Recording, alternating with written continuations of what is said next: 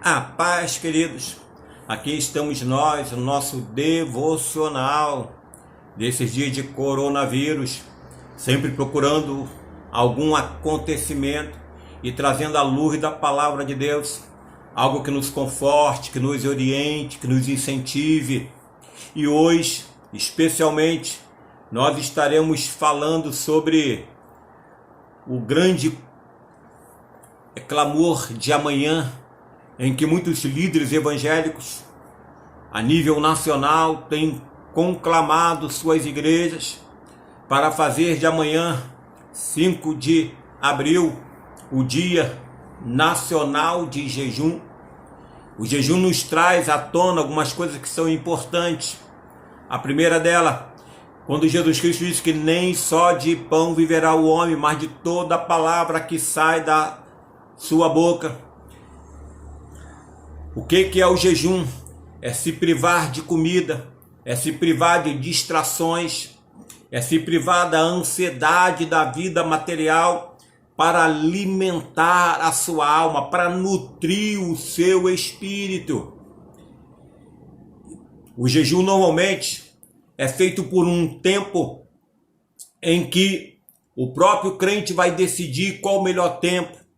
Não é mais do que o seu organismo suporta, ainda mais quem não está habituado, ou de repente quem tem alguma doença. Então você deve separar o tempo em que você crê que seu organismo vai suportar. Pode ser 2, pode ser 4, pode ser 6, pode ser 8, 10, 24 horas, não importa. O importa é que você naquele momento você venha se privar de algumas situações.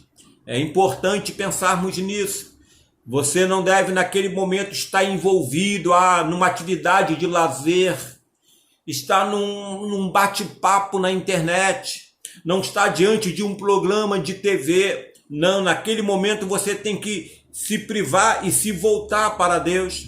É bom que junto com o jejum acompanhe a oração, acompanhe a adoração. Sim, você pode colocar alguns hinos lá para tocar e você ir cantando dentro de casa uma mensagem bíblica. Aproveite aí, de repente você que não viu nossos vídeos das lições dos dias de coronavírus, entra lá na nossa página no YouTube, no nosso canal, e você vai ver todos eles lá.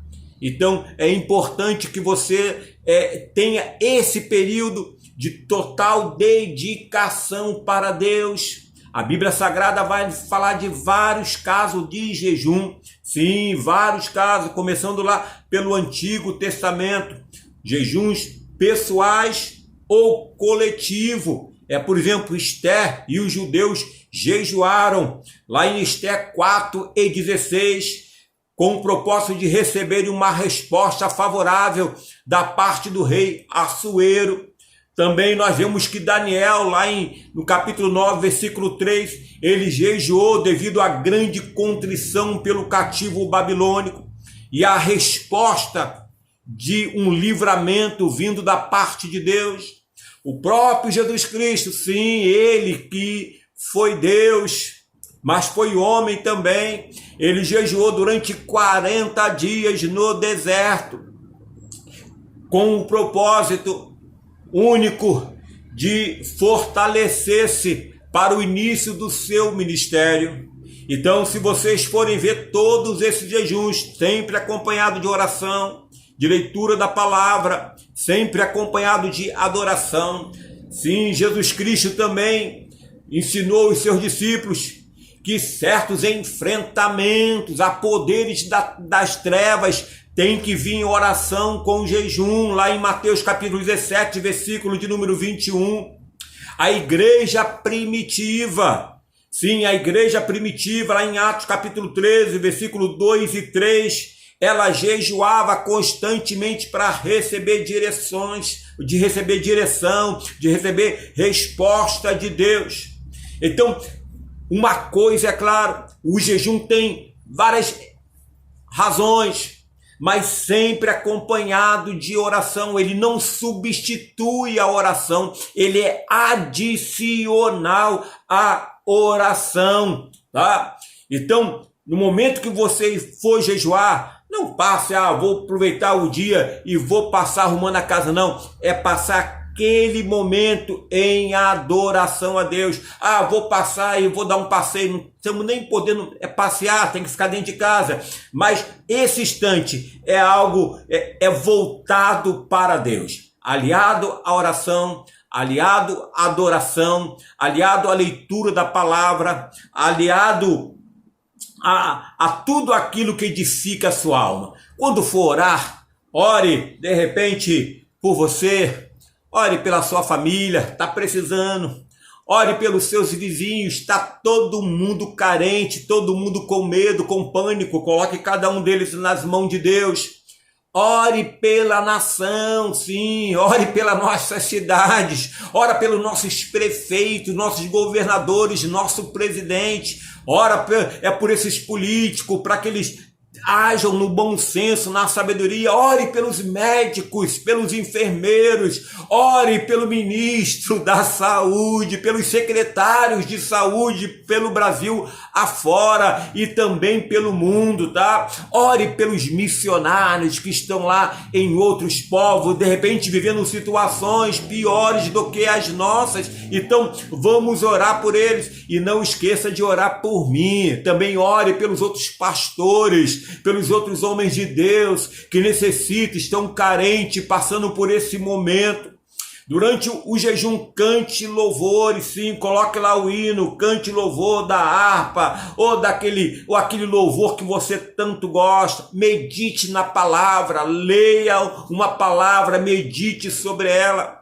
De repente, se tem alguma coisa contra alguém, vá lá, peça perdão, tá? Aproveite também para ligar para alguém, para poder, de repente, alguém que está fraco na fé, alguém que está doente, está desanimado, é uma hora de você contribuir. Outra coisa importante, segundo Isaías capítulo 58, versículos 6 e 7, você ajudar o necessitado também nessa hora. Então, de repente, você dedique alguma coisa da sua cozinha, algum alimento, ou leva para a ação social da igreja, ou alguém que você sabe que está precisando de uma oferta. Tanta gente ficando desempregado, não está fácil, tá? Ajude alguém nesta hora, fale do amor de Deus, tá?